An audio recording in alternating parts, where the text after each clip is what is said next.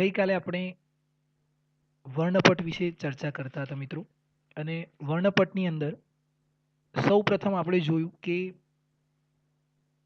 વર્ણપટ એટલે શું, તો જુદા જુદા રંગનો એક પટ્ટો. જેવી રીતે આપણે જ્યારે ચોમાસાની અંદર જાનીવાલી પીનારા જોઈએ છે, રેઇનબો જોઈએ છે, તો એ જે આખો રેઇનબો આપણને જોવા મળે છે એ શું છે, તો એ એક પ્રકારનું વર્ણપટ જ છે. બરાબર છે. ગઈકાલે આપણે આના વિશે ચર્ચા કરી હતી. સૌથી નીચે વાયોલેટ અને સૌથી ઉપર રેડ, વચ્ચે અલગ અલગ 7 કલર જોવા મળે છે આપણને.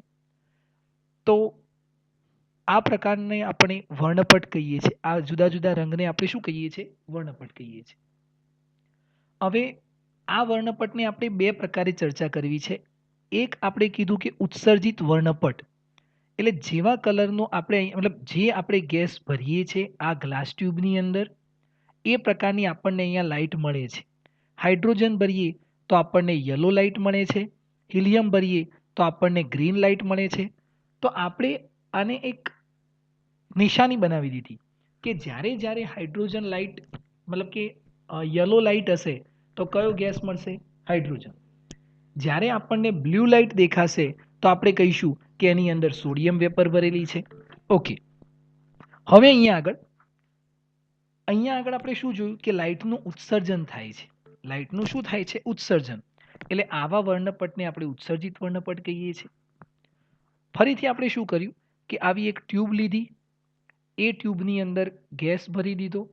હવે આપણને ખબર નથી કે એની અંદર આપણે કયો ગેસ ભરેલો છે, પણ એ ગેસ ભર્યા પછી આપણે એ ટ્યુબને સૂર્યપ્રકાશની સામે મૂકી દીધી, તો એમાંથી સૂર્યપ્રકાશ જાય છે અને અત્યારે આપણે આની અંદર પ્રવાહ પસાર કર્યો નથી, તો સૂર્યપ્રકાશના કારણે અહીંયા કેટલા કલર મળશે? 7 કલર. પણ જેવી આપણે અહીંયાથી સ્વિચ ઓન કરીએ છીએ એટલે આમાંથી આપણે જોયું તો બધા જ કલર દેખાય છે, પણ યલો કલરની જગ્યાએ આપણને શું દેખાય છે? બ્લેક લાઇન દેખાય છે. કઈ લાઈન દેખાય છે? બ્લેક. એનો મતલબ શું કે આની અંદર જે ગેસ છે એ બધા કલરને અહીંયાથી પાસ થવા દે છે, પણ માત્ર યલો કલરનું શું કરી દે છે? શોષણ કરી દે છે. હવે યલો કલર કોના કારણે મળતો હતો? હાઇડ્રોજનના કારણે. એનો મતલબ આપણે ફરીથી સમજી ગયા કે અહીંયા આગળ હાઇડ્રોજન હશે તો જ આપણને યલો કલર મળતો નથી, અને એની જગ્યાએ શું મળે છે? બ્લેક લાઇન મળે છે. શું મળે છે મિત્રો? બ્લેક લાઇન મળે છે. ઓકે. તો આપણે આના વિશે અહીંયા ચર્ચા કરતા હતા. તો અહીંયા આપણને એની જગ્યાએ એક બ્લેક લાઇન દેખાતી હોય છે. અહીંયા યલોની જગ્યાએ માની લો કે એક બ્લેક લાઇન આપણને દેખાય છે. તો આવા વર્ણપટને આપણે શોષણ વર્ણપટ કહીએ છીએ. બરાબર. જે ગેસ હશે એ બાકી બધા કલરને એલાઉ કરશે, પણ એના પોતાના કલરને શું કરશે? શોષણ કરી લેશે. ઓકે. હવે તમારે બધાને મને જણાવવાનું છે કે આ બેલ્ટની અંદર તમે જે આ બેલ્ટ મૂક્યો છે, અહીંયા આપણે આખો જે બેલ્ટ લીધો છે ને, એ બેલ્ટની અંદર તમને કેટલા બ્લેક લાઇનના પટ્ટા દેખાય છે? આની અંદર કેટલી બ્લેક લાઇન દેખાય છે? કેટલી બ્લેક લાઇન દેખાય છે મિત્રો? 1. બરાબર છે. ખૂબ જ સરસ. ઘણા બધા વિદ્યાર્થી મિત્રોને 1 દેખાય છે, પણ જવાબ નથી આપતા એ મિત્રોને 1 કરતાં વધુ પણ દેખાતી હોવી જોઈએ. બરાબર છે. ઓકે. ચલો. હવે હું જ્યારે જોઉં છું તો મને પણ 1 જ દેખાય છે. જ્યારે બધા વૈજ્ઞાનિકો આના વિશે રિસર્ચ કરવા માંડ્યા ત્યારે એમને પણ 1 દેખાતી હતી.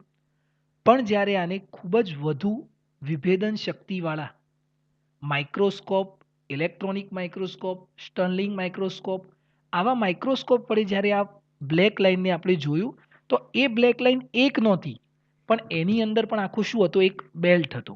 અલગ અલગ બ્લેક લાઇન્સ પણ આપણને જોવા મળી, જે આપણે ગઈકાલે ડિસ્કશન કર્યું હતું. આ રીતે કે એક બ્લેક લાઇન અહીંયા હતી, એક બ્લેક લાઇન અહીંયા હતી, બીજી બ્લેક લાઇન અહીંયા હતી, ત્રીજી બ્લેક લાઇન અહીંયા હતી, પછી અહીંયા, અને બધા વચ્ચેનું આ અંતર જે છે એ ધીમે ધીમે ઓછું થતું જાય છે, ઘટતું જાય છે. દેખાય છે તમને? હવે આના વિશે સૌપ્રથમ કોને રિસર્ચ કર્યું? બામરે. અને આ કોના માટે રિસર્ચ કર્યું હતું? હાઇડ્રોજન માટે. કયા પરમાણુ માટે મિત્રો? હાઇડ્રોજન પરમાણુ માટે. બરાબર છે. તો જ્યારે આપણે નોર્મલી અહીંયાથી જોઈએ છે તો આપણને એક જ બ્લેક લાઇન દેખાય છે, પણ જ્યારે આપણે એને માઇક્રોસ્કોપ વડે જોઈશું તો આપણને અલગ અલગ આ રીતની બ્લેક લાઇન્સ જોવા મળતી હોય છે. હવે આ જે બ્લેક લાઇન્સ જોવા મળી એની બામરે તરંગ લંબાઈ શોધી અને તરંગ લંબાઈ માટે એને આપણને આ ફોર્મ્યુલા આપ્યું 1/λ is equal to r 1/2 square minus 1/n². આ એક સૂત્ર આપ્યું અને અહીંયા r શું છે મિત્રો? તો રીડબર્ગ અચળાંક છે. r શું છે? રીડબર્ગ અચળાંક. એ રીડબર્ગ પણ એક વૈજ્ઞાનિક છે તો એના ઉપરથી આપણે એનો આ એક અચળાંક લીધો છે. જ્યારે n બરાબર 3 મૂકીશું તો આપણને કઈ લાઈન મળશે? h alpha. આ લાઈન દેખાશે. n બરાબર 4 મૂકીશું તો h બીટા. આ તો આપણે નામ આપી દીધા. અને n બરાબર 5 મૂકીશું તો h ગામા. એ જ રીતે h ડેલ્ટા. બરાબર. અને બામરે આ જે હાઇડ્રોજન પરમાણુ લીધો. હવે હાઇડ્રોજન પરમાણુમાંથી તો ઘણી બધી લાઇટ નીકળે. ઘણી બધી લાઇટ નીકળે મતલબ ઇન્ફ્રારેડ પણ નીકળે, અલ્ટ્રાવાયોલેટ પણ નીકળે, દ્રશ્ય પ્રકાશ પણ નીકળે, માઇક્રોવેવ્સ પણ નીકળે, રેડિયો વેવ્સ પણ નીકળે. પણ એને કયા પ્રકાશનો ઉપયોગ કર્યો? દ્રશ્ય પ્રકાશ. બરાબર છે. એને માત્ર દ્રશ્ય પ્રકાશનો ઉપયોગ કર્યો અને આ તરંગ લંબાઈની ગણતરી કરી. બરાબર. તો અહીંયા 2 થી સ્ટાર્ટ થાય તો n બરાબર ક્યાંથી મૂકવાનું? 3 4 5 એક નંબર એડ કરીને. બરાબર. અને એના પછી તો વૈજ્ઞાનિકોની લાઈન લાગી ગઈ. આપણે જોયું તો બામર પછી તો લાયમન પછી પાસ્ચન, બ્રેકેટ, ફંડ આ દરેક જણાએ હાઇડ્રોજન એટમ જ લીધું. પણ લાઇટ કઈ લીધી? તો હાઇડ્રોજન એટમમાંથી તો અલગ અલગ પ્રકારની લાઇટ નીકળે. તો લાયમને કઈ લાઇટનો અભ્યાસ કર્યો? પારજાંબલી. બરાબર છે. પાસ્ચને પારરક્ત અને પછી બધા વૈજ્ઞાનિકોએ પારરક્ત શ્રેણીનો અભ્યાસ કર્યો અને આજે પણ આના વિશે રિસર્ચ ચાલે છે અને અલગ અલગ લાઇટ પર આપણે એની તરંગ લંબાઈ ગણતા જઈએ છીએ. ચલો આવી જાય ખ્યાલ મિત્રો. બરાબર. હવે અહીંયા તમને આ તરંગ લંબાઈ આપેલી છે. આ શું આપેલું છે? તરંગ લંબાઈ. પણ મારે અહીંયાથી આવૃત્તિ શોધવી હોય તો મને મળે કે ના મળે? તો આપણે જાણીએ છીએ મિત્રો કે આવૃત્તિનું સૂત્ર શું થાય? તો જુઓ C is equal two new into lambda. C is equal to શું થાય? New into lambda. આ ન્યુ શું છે મિત્રો? આવૃત્તિ છે. નવી બુકની અંદર આવૃત્તિનો સિમ્બોલ શું આપ્યું છે? ન્યુ. તો C is equal two new into lambda. હવે જુઓ અહીંયા શું આપેલું છે? 1/λ આપેલું છે ને. તો અહીંયા મારે 1/λ કરવું જોઈએ. તો આ લેમ્ડાને અહીંયા લાવીશ તો અને C ને અહીંયા લઈ જઈશ તો 1/λ ઇઝ ઇક્વલ ટુ શું થાય? New upon C. થાય કે ન થાય મિત્રો? બરાબર છે. તો અહીંયા nu upon C is equal to 1/λ. તો આ સૂત્રને મારે 1/λ ની જગ્યાએ શું મૂકી શકું? New upon C. ખ્યાલ આવશે? તો ન્યુ અપોન C મૂકતા જુઓ ન્યુ અપોન C મૂકીએ. New upon C is equal to R. અહીંયા 1/2 સ્ક્વેર માઇનસ 1/n². કોઈ પણ સૂત્ર લઈએ. 2 છે તો કઈ શ્રેણી હશે? બામર. 3 લો તો તમારે એ પ્રમાણે સિરીઝ બનશે. હવે ન્યૂને આપણે કરતા બનાવીએ તો ન્યૂ ઇઝ ઇક્વલ ટુ શું થાય? આ C અહીંયા જતું રહે તો C ઇન્ટુ R અહીંયા શું થશે? 1/2 સ્ક્વેર માઇનસ 1/n². બરાબર છે. ખ્યાલ આવી ગયો મિત્રો? તો અહીંયાથી તમે આવૃત્તિ પણ શોધી શકો અને અહીંયા ન્યૂ જે છે એ ન્યૂ શું છે મિત્રો? આવૃત્તિ. જ્યારે તમે પણ બોર્ડની અંદર આ પ્રશ્નની બધી ગણતરી કરો અથવા સિમ્બોલ લખો તો ન્યૂ છે, વી છે અને થોડુંક અલગ આવે એવો પ્રયત્ન કરવાનો. બરાબર છે. ઓકે. તો અહીંયા સુધી આપણે ગઈકાલે ચર્ચા કરી હતી અને આના ઉપરથી આપણે આટલી ગણતરી કરી શકીએ છીએ. હવે તેની થોડાક આગળ વધીએ મિત્રો આપણે અને સૌથી પહેલા આપણે પરમાણુ મોડેલ વિશે ચર્ચા કરીએ. તો જુઓ અહીંયા મિત્રો સૌથી પહેલા આપણને પરમાણુનું મોડેલ કોને આપ્યું? થોમ્સને. થોમ્સને કયું મોડેલ આપ્યું હતું આપણને? Plum pudding model. બરાબર છે. થોમ્સનનું મોડેલ કયું હતું મિત્રો? પ્લમ પુડિંગ મોડેલ, જે આપણે અગાઉ અભ્યાસ કર્યો હતો. બરાબર છે. તો અહીંયા આગળ આ પ્લમ પુડિંગ મોડેલ છે. જેવી રીતે તરબૂચની અંદર આખું રેડ કલરનો આપણને એરિયા દેખાતો હોય અને કોઈ જગ્યાએ એના સીડ્સ બીજ દેખાતા હોય. એટલે થોમ્સનનું કહેવું એવું છે કે પરમાણુની અંદર ધન વીજભાર રેન્ડમલી કોઈ પણ જગ્યાએ ગોઠવાયેલા હોય છે. જેવી રીતે પ્લમની અંદર હોય છે. તો એમને આ એક પોતાનું પરમાણુ મોડેલ રજૂ કર્યું, પણ એનું કોઈ તથ્ય ન નીકળ્યું, એ કોઈ સર્ટિફાઈડ મોડેલ નહોતું. એટલે આજે આપણે એનો કોઈ વધારે અભ્યાસ કરતા નથી. એના પછી આપણને કોને રધરફર્ડે પોતાનું પરમાણુ મોડેલ રજૂ કર્યું, અને રધરફર્ડના પરમાણુ મોડેલ મુજબ ધન વીજભાર કેન્દ્રમાં ગોઠવાયેલો છે અને ઋણ વીજભાર તેની આસપાસ ફર્યા કરે છે. ખ્યાલ આવે છે મિત્રો? હવે આપણે જોયું કે ભાઈ આ ઋણ વીજભાર ફરે છે, તો એ ઋણ વીજભારની અંદર એની ઝડપ કેટલી હશે? તો અહીંયાથી આપણે એનું સૂત્ર મેળવ્યું. પછી એની ગતિ ઉર્જા કેટલી હશે? તો એની ગતિ ઉર્જાનું સૂત્ર મેળવ્યું. એની સ્થિતિ ઉર્જા કેટલી હશે? એનું સૂત્ર મેળવ્યું. અને એના પછી આપણે એક સ્વાધ્યાયનું એક્ઝામ્પલ પણ જોયું. બરાબર છે? ઓકે, તો આપણે લાસ્ટમાં રધરફોર્ડનું પરમાણુ મોડેલનો અભ્યાસ કર્યો. બરાબર છે? હવે એના પછી આ મોડેલની અંદર પણ થોડીક એરર હતી. ઘણી બધી અમુક મુશ્કેલી આવતી હતી. તો એની અંદર સુધારા વધારા કરી અને નીલ્સ બોર, જે તમે કેમિસ્ટ્રીની અંદર ભણી રહ્યા છો અત્યારે, કે બોરે એનું પોતાનું પરમાણુ મોડેલ રજૂ કર્યું. તો આપણે અભ્યાસ કરવાનો છે બોરનું પરમાણુ મોડેલ. પણ પહેલા આપણે એ વિચારીએ કે રધરફોર્ડના પરમાણુ મોડેલની અંદર શું એરર હતી, જેના કારણે આપણે એનું એક્સેપ્ટ નથી કરતા. તો એને સમજીએ. જુઓ, રધરફોર્ડે આપણને કીધું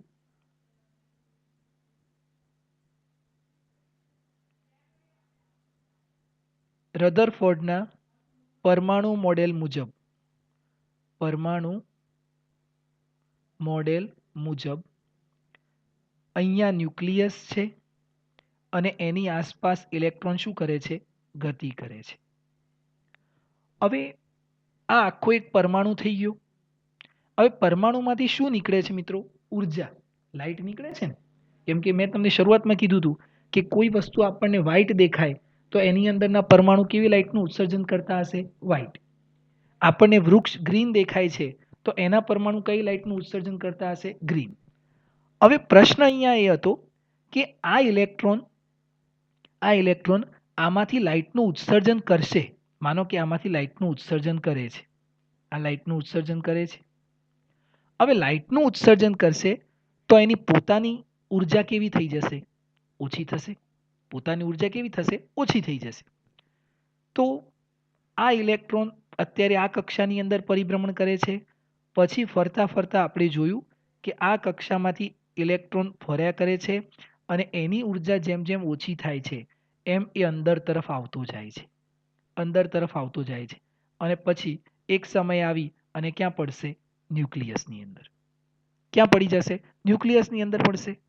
તો રધરફર્ડના પરમાણુ મોડેલની અંદર આ એક પ્રોબ્લેમ હતો કે લાઇટ અથવા એમાંથી જે વિકિરણ નીકળે છે, એ જે ઇલેક્ટ્રોન છે એ જે વિકિરણનું ઉત્સર્જન કરે છે, વિકિરણનું ઉત્સર્જન એટલે એમાંથી શું નીકળે છે? ઉર્જા. હવે આ જો ઉર્જાનું ઉત્સર્જન કરશે તો એની પોતાની ઉર્જા કેવી થઈ જશે? ઓછી. અને ઉર્જા ઓછી થશે તો ધીમે ધીમે એ ક્યાં આવીને પડશે? ન્યુક્લિયસની અંદર પડી જશે. બરાબર છે?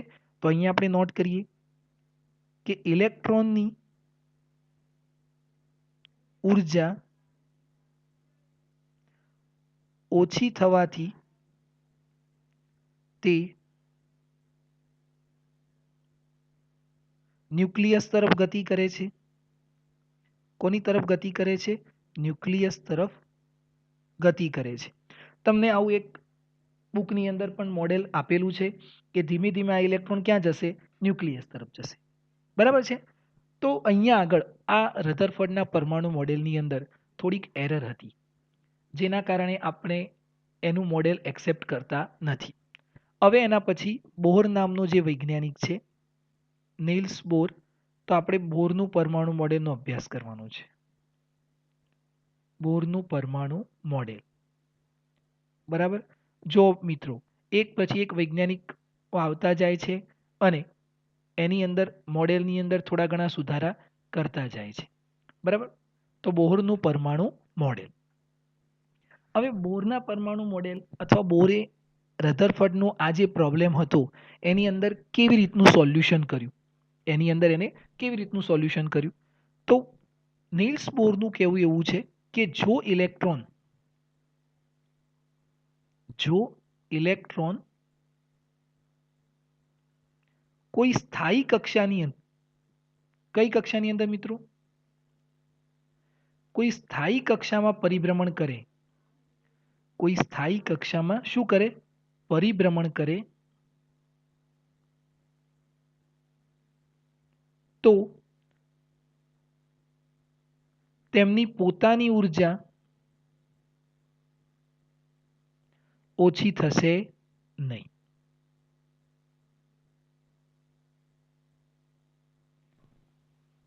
શું કીધું મિત્રો? બોહરના પરમાણુ મોડેલ મુજબ જો ઇલેક્ટ્રોન કોઈ સ્થાયી કક્ષામાં પરિભ્રમણ કરે તો તેમની પોતાની ઉર્જા ઓછી થશે નહીં. પણ એ કોઈ પણ કક્ષાની અંદર પરિભ્રમણ કરવા જશે તો એની ઉર્જા ઓછી થશે, વધશે, એવું બની શકશે. પણ એ એક નિશ્ચિત કક્ષાની અંદર પરિભ્રમણ કરશે તો એમની કોઈ પણ ઉર્જા ઓછી થશે નહીં.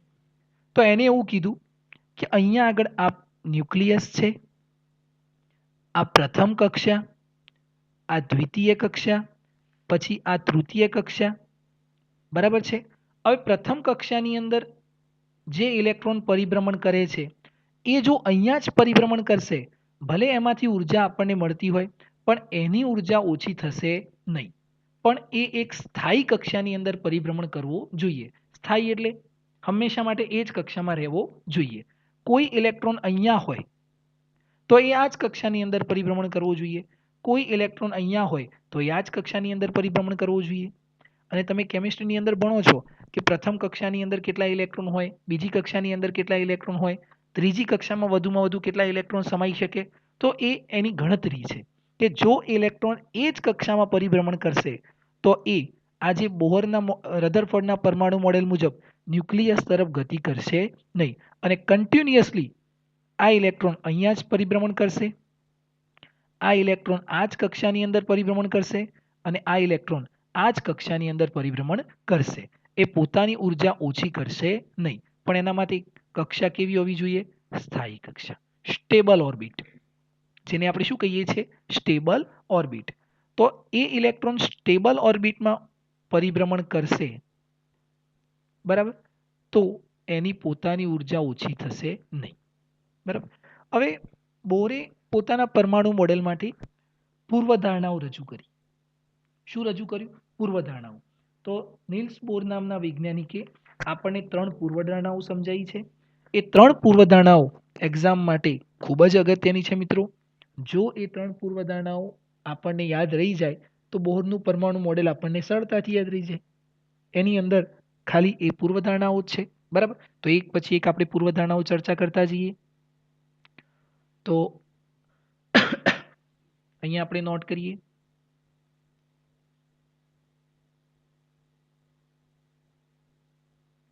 બોરની પૂર્વધારણાઓ.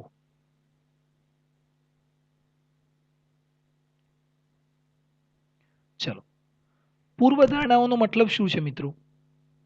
પોસ્ચ્યુલેટ આપણે કહીએ ને પૂર્વધારણાઓ, એનો મતલબ શું છે? પૂર્વધારણા કોને કહેવાય? પૂર્વધારણા એટલે જેનું આગળ પાછળ કોઈ સાબિતી ન હોય.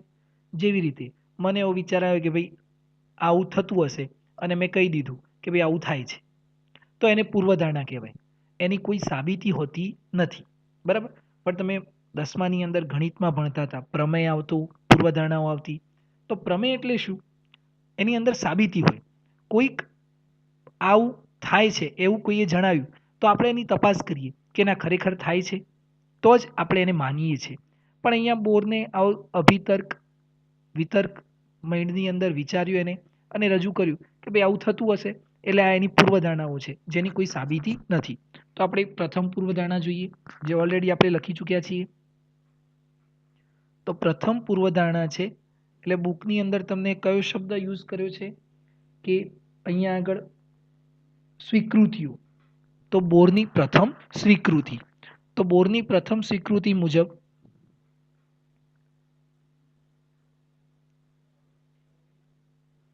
પ્રથમ પૂર્વધારણા મુજબ જો ઇલેક્ટ્રોન તેની સ્થાયી કક્ષામાં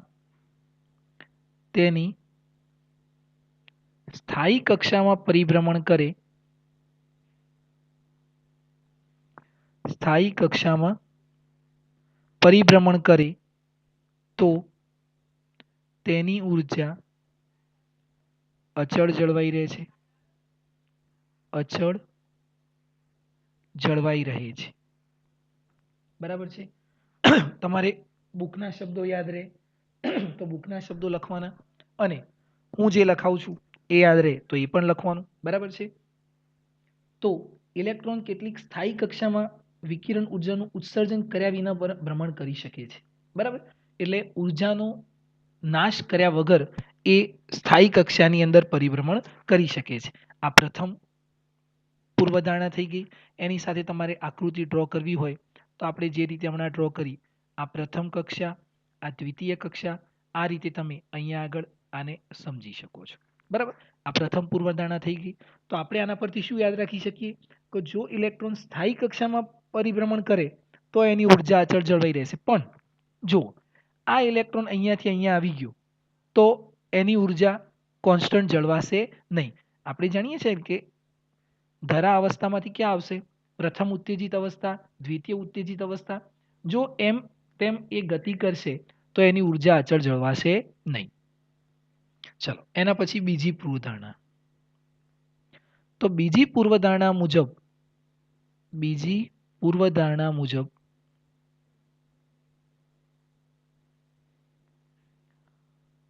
જ્યારે ઇલેક્ટ્રોન તેમની સ્થાયી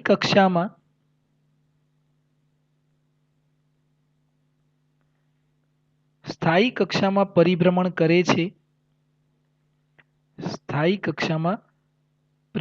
કરે છે ત્યારે તેમનું કોણીય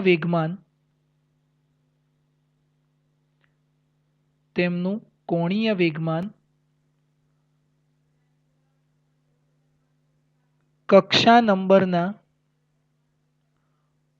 પૂર્ણાંક ગુણાંકમાં હોવું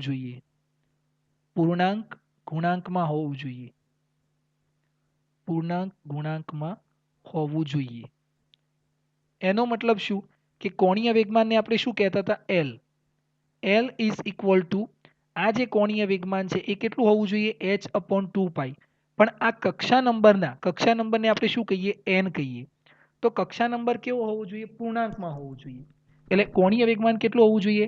L is equal two nh/2π. એનો મતલબ અહીંયા n ઇઝ ઇક્વલ ટુ શું હોવું જોઈએ? 1 2 3 4 એમ કરતા અનંત સુધી.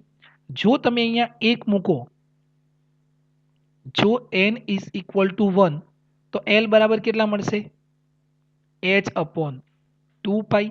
જો તમે n બરાબર 2 લો તો L બરાબર કેટલા મળશે? h/π. જો તમે n બરાબર 3 લો તો L બરાબર કેટલા મળશે? 3h/2π. અને તમે અહીંયા આગળ n બરાબર 4 લો તો L ઇઝ ઇક્વલ ટુ કેટલા મળશે? 2h/π. ખ્યાલ આવી જાય મિત્રો?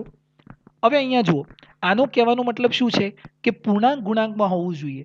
એનો મતલબ અહીંયા 1.5, n બરાબર 1.5, 2.5, 3.5, 4.5, 4/3, 5/3 એવો કોઈ પણ સંખ્યા મળશે નહીં. એનો મતલબ કે અહીંયા હોય n ઇઝ ઇક્વલ ટુ 1 માં હોય તો ક્યાં જઈ શકે? n ઇઝ ઇક્વલ ટુ 2 માં. પણ વચ્ચે રહી શકશે નહીં. કેમ કે વચ્ચે રહે તો 1.5 થઈ જાય અને 1.5 એ એલાઉડ નથી. એટલે પૂર્ણાંકમાં જ રહેવું જોઈએ. પ્રથમ કક્ષામાં, દ્વિતીય કક્ષામાં, તૃતીય કક્ષામાં, ચતુર્થ કક્ષામાં વચ્ચે ઇલેક્ટ્રોનને ફરવા માટે બંધિત છે. વચ્ચે ઇલેક્ટ્રોન ફરી શકશે નહીં, એલાઉડ નથી. કોના પરથી કહી શકીએ આપણે? આ કોણીય વેગમાન પરથી. તો બીજી પૂર્વધારણા સમજાય મિત્રો? તો બીજી પૂર્વધારણા મુજબ શું કહી શકીશું આપણે? એને આ રીતે સમજીએ. તમે આને આપણે ધરાવસ્થા કહીએ ને, n ઇઝ ઇક્વલ ટુ 1, પછી આ બીજી અવસ્થા n ઇઝ ઇક્વલ ટુ 2, આ n ઇઝ ઇક્વલ ટુ 3. અહીંયા ઇલેક્ટ્રોન હોય, તમે આને ઉર્જા આપી. કેવી રીતે ઉર્જા આપશું? તો આપણે આના ઉપર લાઇટ આપાત કરીશું. તો આ ઇલેક્ટ્રોનની જે ઉર્જા હતી એના કરતાં ઉર્જા વધી ગઈ. ઉર્જા મળશે એટલે એ શું કરશે? ઉપરના સ્તરમાં જશે, અહીંયા આગળ. પણ આ ઉર્જા એટલી જ હોવી જોઈએ કે એ અહીંયાથી અહીંયા જઈ શકે અથવા તો ડાયરેક્ટ અહીંયાથી અહીંયા જઈ શકે. પણ એ ઇલેક્ટ્રોન અહીંયા ફરી શકશે નહીં, અહીંયા ફરી શકશે નહીં. એ એલાઉડ નથી. કોના આધારે? બોરના પરમાણુ મોડેલને આધારે, બીજી પૂર્વધારણાને આધારે. તો ઇલેક્ટ્રોનનું કોણીય વેગમાન એ પૂર્ણાંક ગુણાંકમાં જ હોવું જોઈએ, NH/2π જેટલું. આવી જાય ખ્યાલ મિત્રો? બરાબર છે? તો L is equal two NH/2π. સમજાય છે? ઓકે, તો આ બીજી પૂર્વધારણા હતી. એના પછી અંતિમ પૂર્વધારણા તરફ આપણે આગળ વધીએ. તો પૂર્વધારણા નંબર 3. તો ત્રીજી પૂર્વધારણા પરથી ખૂબ જ સરળ છે મિત્રો. ત્રીજી પૂર્વધારણા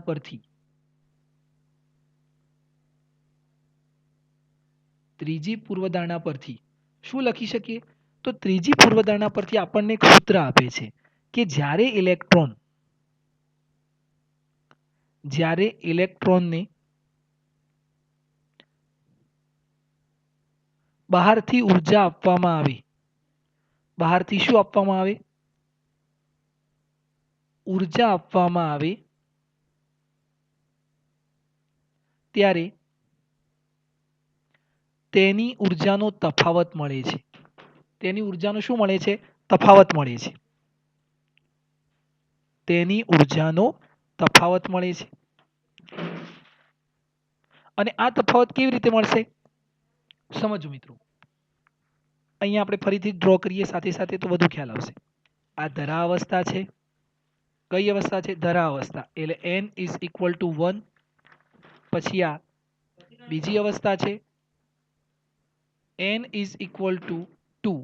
એના પછી આ ત્રીજી અવસ્થા છે, n ઇઝ ઇક્વલ ટુ 3.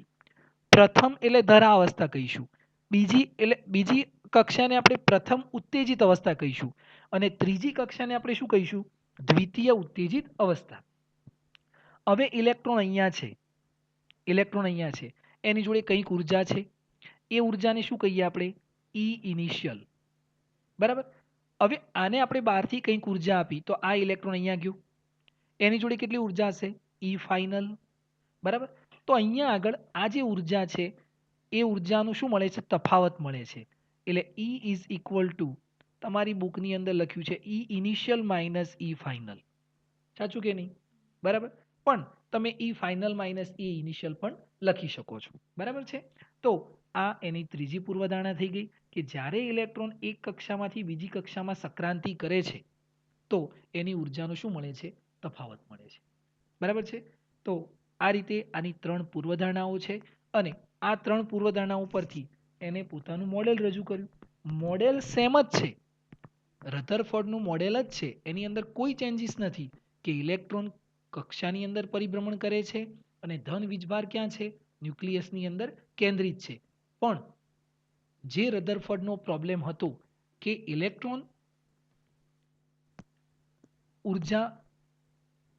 એની ઉર્જા ઓછી કરી અને ન્યુક્લિયસ તરફ જાય છે, એનું આને શું કર્યું? સોલ્યુશન આપ્યું કે ભાઈ જો એ પોતાની જ કક્ષામાં પરિભ્રમણ કરશે તો એમાંથી એની ઉર્જા ઓછી થશે નહીં. આવે કે નહીં આવે ખ્યાલ? બરાબર છે? તો અહીંયા આગળ આ આપણે જોયું કે બોરનું પરમાણુ મોડેલ છે અને બોરના પરમાણુ મોડેલની અંદર તમારે આ 3 પૂર્વધારણાઓ યાદ રાખવાની છે અને આ 3 જે પૂર્વધારણાઓ છે એના એ જ ખાલી એક્ઝામની અંદર પૂછાય છે મોટા ભાગે કે આ 3 પૂર્વધારણાઓ લખો. તો તમારે આ 3 પૂર્વધારણાઓ જે છે એ સારી રીતે સમજવાની છે અને લખવાની છે. ઓકે, હવે અહીંયાથી આપણે થોડાક આગળ વધીએ મિત્રો અને એના આગળનો પોઈન્ટ સમજીએ અને એની અંદર આપણે આની થોડી ઘણી ગણતરી કરવાની છે. શું કરવાનું છે? થોડી આપણે આની ગણતરી કરવાની છે. અને જેવી રીતે આપણે પહેલાં શું કર્યું? બોરનું પરમાણુ મોડેલ સમજ્યા અને એના પરમાણુ મોડેલ પરથી એની ગણતરી જોઈ. હવે એ જ રીતે આપણે સોરી રધરફોર્ડનું. હવે આપણે બોરનું પરમાણુ મોડેલ સમજ્યા, તો એના પરથી આપણે એની ગણતરી જોઈએ. જેવી રીતે અહીંયા આગળ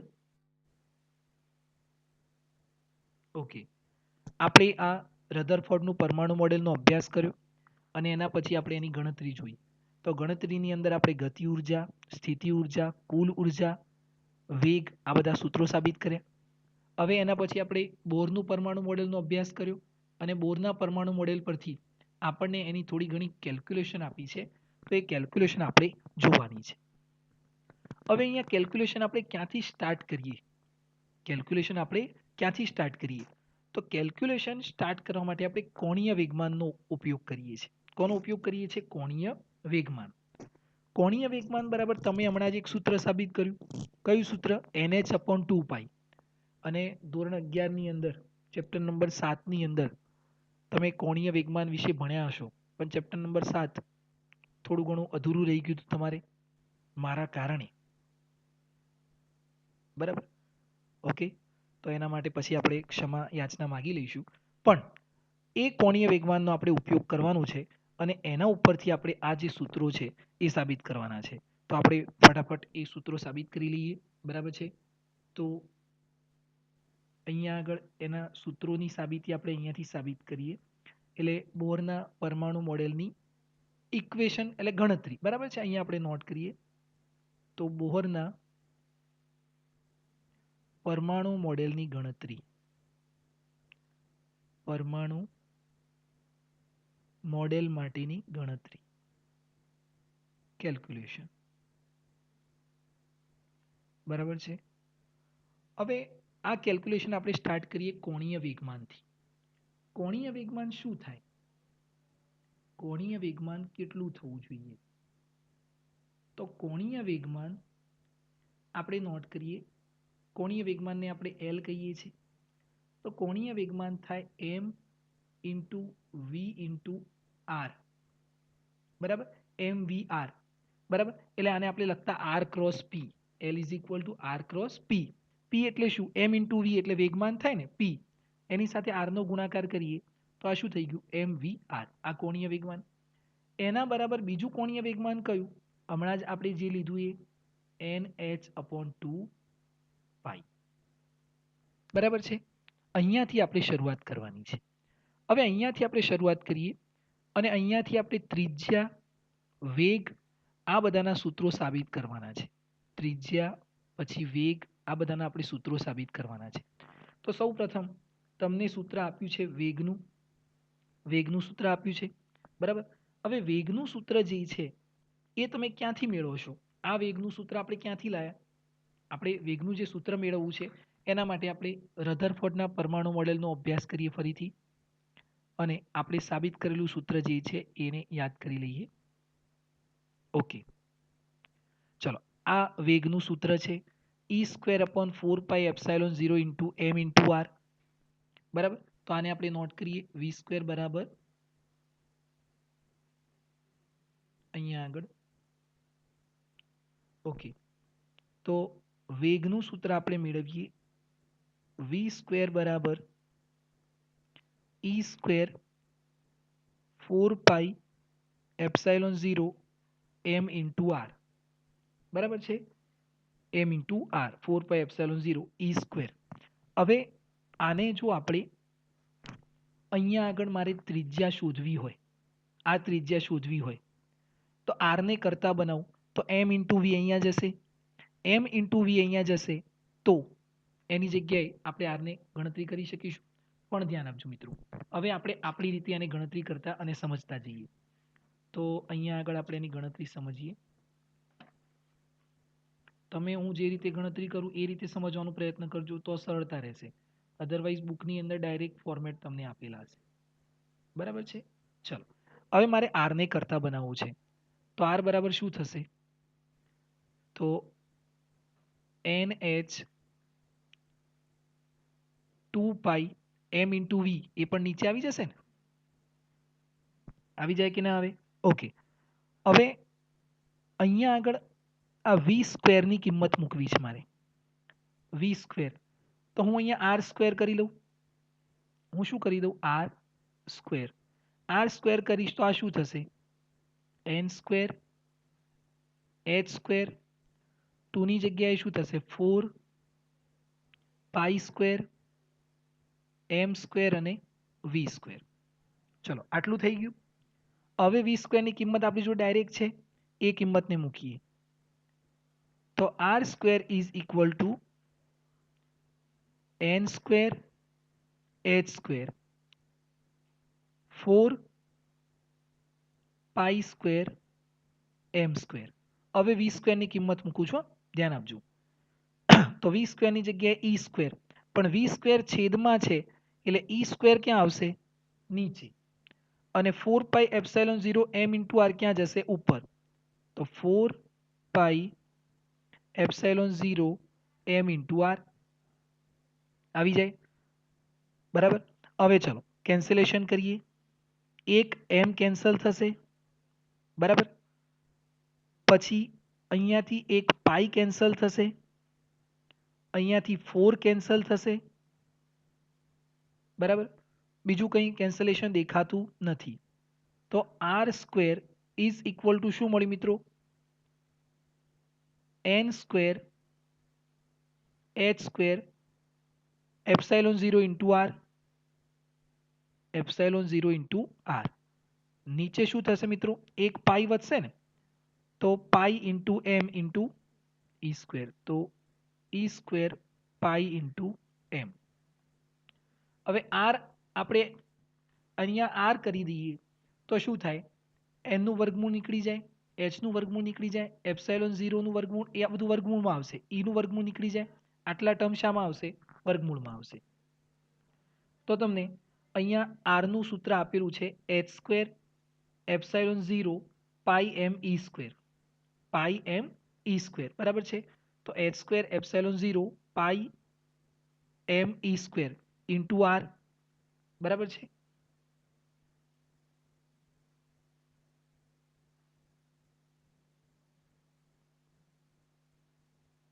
એન સ્ક્વેર અપોન એમ, પછી એચ અપોન 2 પાઈ 4 પાઈ એપ્સાઇલોન 0 અપોન ઈ સ્ક્વેર. ઓકે, એટલે અહીંયાથી બે રીતે ગણતરી થશે. જો અહીંયા તમે આનો આરનો વર્ગ કર્યો એટલે 4 પાઈ સ્ક્વેર થયું. પણ આપણે એક કોન્સ્ટન્ટને જાણીએ છીએ. કયો કોન્સ્ટન્ટ? 1/4 પાઈ એપ્સાઇલોન 0. 1/4 પાઈ એપ્સાઇલોન 0 એટલે શું થાય? કે થાય ને. તમે ચેપ્ટર નંબર 1ની અંદર ભણ્યા હતા. જો તમારે કે ને કરતા બનાવવો હોય અથવા કે રાખવું હોય તો પછી અહીંયા બધું કેન્સલેશન નહીં કરવાનું. આ 4 પાઈ એપ્સિલોન 0 તો છે જ ને, તો 1 નીચે આવે તો અહીંયા કે ની કિંમત ક્યાં આવશે? નીચે. બરાબર છે. તમે આ રીતે પણ રાખી શકો છો. તો આપણને આર ની કિંમત આટલી મળશે. બરાબર છે. ક્લિયર? બરાબર. ઓકે, તમે આનું વર્ગમૂળ પણ કાઢી શકો છો. બરાબર. તો તમારે કોન્સ્ટન્ટ રાખવો હોય તો પણ રાખવાનો, કોન્સ્ટન્ટ ન રાખવો હોય તો તમે ત્યાંથી કેન્સલ કરી શકો છો. ક્લિયર છે? હવે ધ્યાન આપજો મિત્રો. બીજો પોઈન્ટ સમજીએ કે અહીંયાથી આપણે n બરાબર 1 મૂકી દઈએ. આ n બરાબર 1 મૂકીએ તો શું થશે મિત્રો? n બરાબર 1 મૂકતા શું થશે? મારે આનું વર્ગમૂળ કાઢવું જોઈએ કે બીજો કોઈ તમને રસ્તો દેખાય છે અહીંયાથી?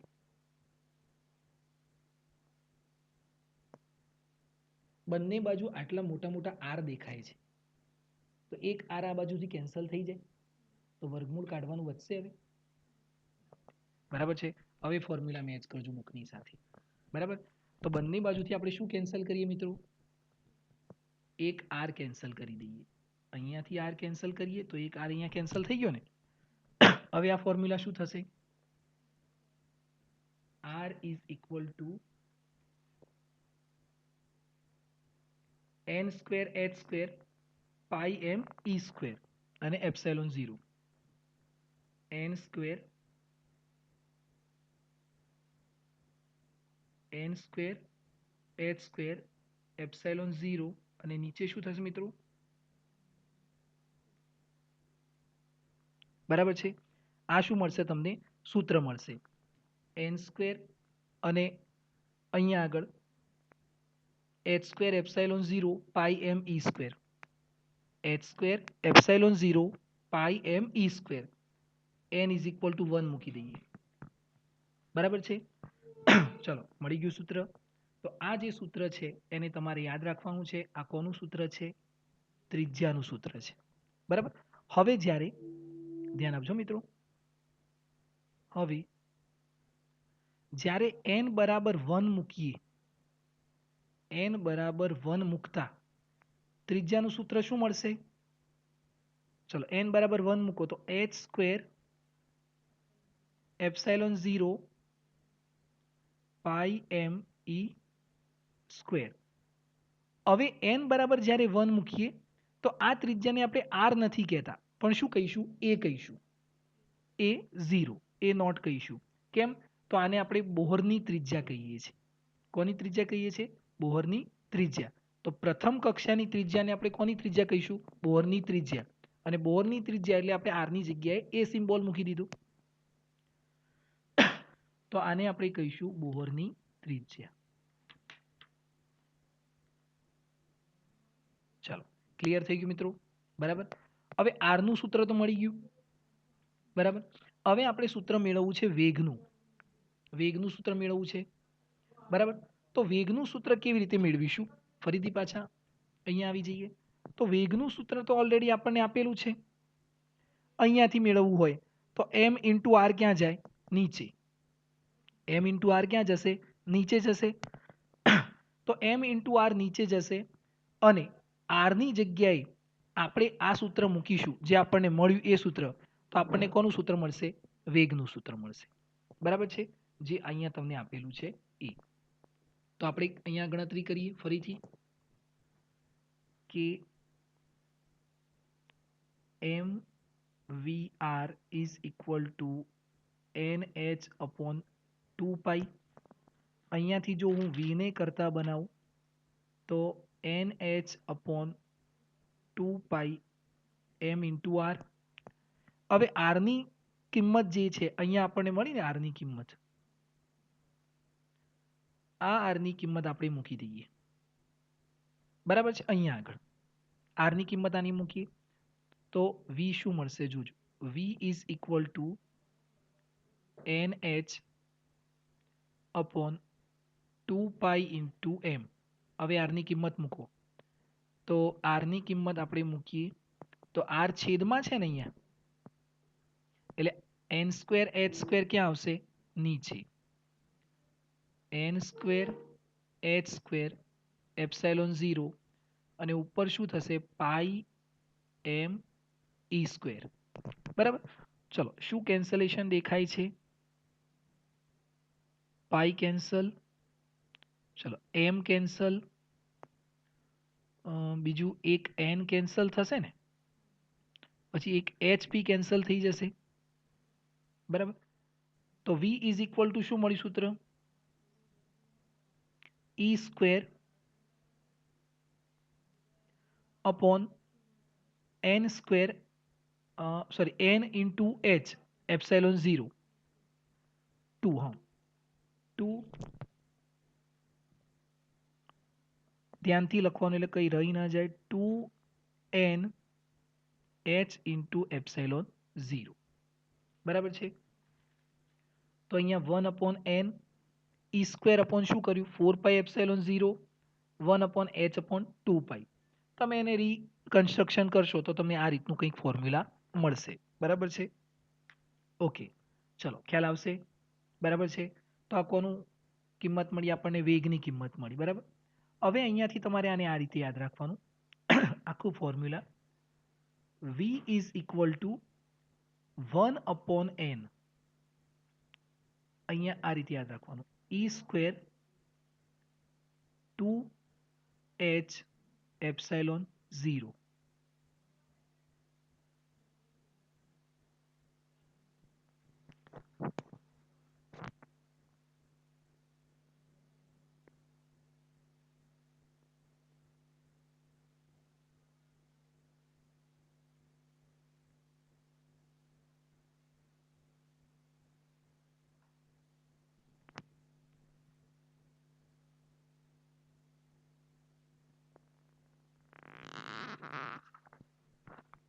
ઓકે મિત્રો, અને બીજી રીતે આપણે ગણતરી કરીશું તો આપણે આ જે વી સ્ક્વેરનું સૂત્ર મળ્યું છે એની અંદર આપણે આરની કિંમત મૂકીએ.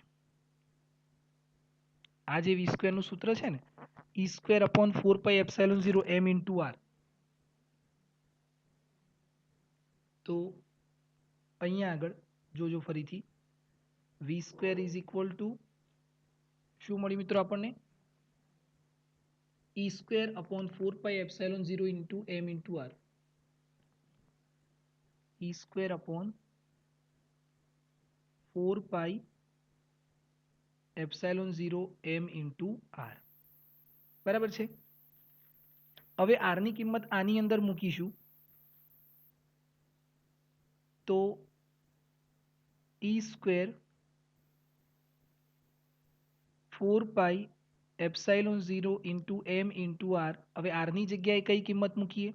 આપણને જે મળી n સ્ક્વેર h સ્ક્વેર,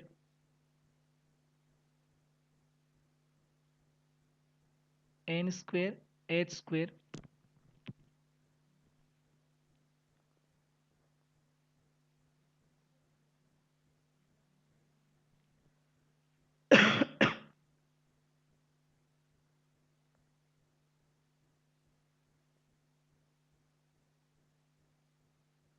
એક મિનિટ મિત્રો, e square upon 4πε0 m into r, આરની જગ્યાએ આપણે n સ્ક્વેર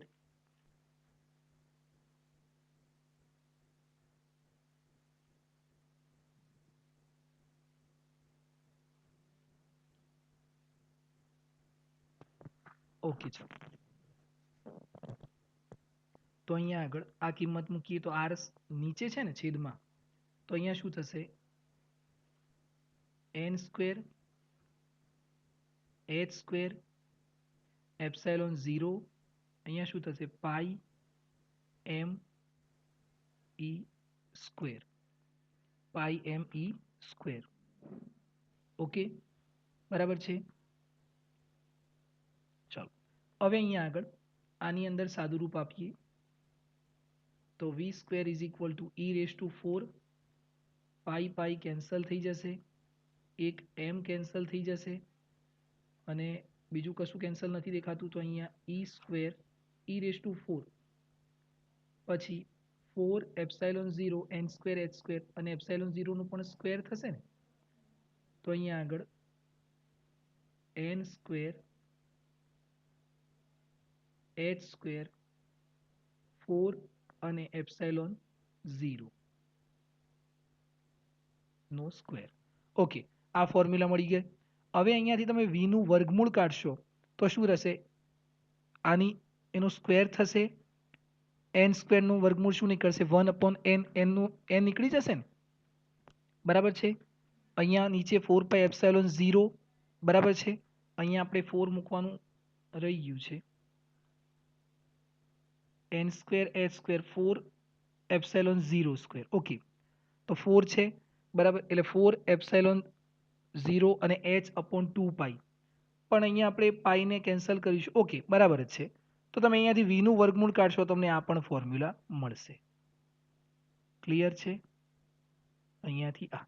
ઓકે, તો અહીંયાથી ધ્યાન આપજો મિત્રો કે તમને આ જે સૂત્ર મળે છે, કોઈકની અંદર આપણે કોન્સ્ટન્ટ રાખવો હોય h અપોન 2 પાઈ, કેમ કે આપણે કોણીય વેગમાન જાણીએ છીએ એટલા માટે, અધરવાઇઝ તમે L is equal two h upon 2 પાઈ, અથવા તો ઘણી જગ્યાએ તમને આ કોન્સ્ટન્ટ દેખાશે k is equal to 1 upon 4 pi epsilon 0, તો પણ તમે આ કિંમત મેળવી શકશો. બરાબર છે. તો કોઈ પણ તમે સૂત્રની અંદર કિંમત મૂકશો તમને જવાબ મળશે. અને આના ઉપરથી હવે આપણે ગણતરી કરવી છે ઉર્જાની. તો ઉર્જાની આપણે જ્યારે ગણતરી કરીશું તો ઉર્જાનું સૂત્ર શું છે મિત્રો? ઉર્જાનું સૂત્ર શું થશે? E ઇઝ ઇક્વલ ટુ ઉર્જાનું સૂત્ર શું થાય? તો E ઇઝ ઇક્વલ ટુ ઉર્જાનું સૂત્ર થાય h ઇન્ટુ ન્યુ, બરાબર. h ઇન્ટુ ન્યુ પણ થાય, અથવા તો hc અપોન લેમડા પણ મૂકી શકાય. ઘણા બધા સૂત્રો છે. તો આપણે ઉર્જાના સૂત્ર માટે અહીંયાથી ગણતરી કરવાની બાકી રહેશે, જે આપણે આગળના વિડીયો લેક્ચરની અંદર જોઈશું. પણ અહીંયા સુધીના બધા જ સૂત્રો જે છે એ તમારે સારી રીતે તૈયાર કરવાના રહેશે. ખ્યાલ આવશે મિત્રો? ઓકે, તો અહીંયા સુધી આપણે જેટલા બી ફોર્મ્યુલા જોયા છે એ દરેક ફોર્મ્યુલાને તમારે સારી રીતે સમજવાના છે અને યાદ કરવાના છે. બરાબર છે. બુકની સાથે પણ તમારે મેચ કરવાના કે આ કેવી રીતે આવ્યું. તો ઘણી જગ્યાએ બુકની અંદર 1/4πε0 કોન્સ્ટન્ટ રાખ્યું છે, જે આપણે અહીંયા કોન્સ્ટન્ટ લીધો નથી. જરૂર પડશે એટલે આપણે એની જગ્યાએ કે મૂકીશું અથવા કિંમત મૂકી દઈશું. ઓકે.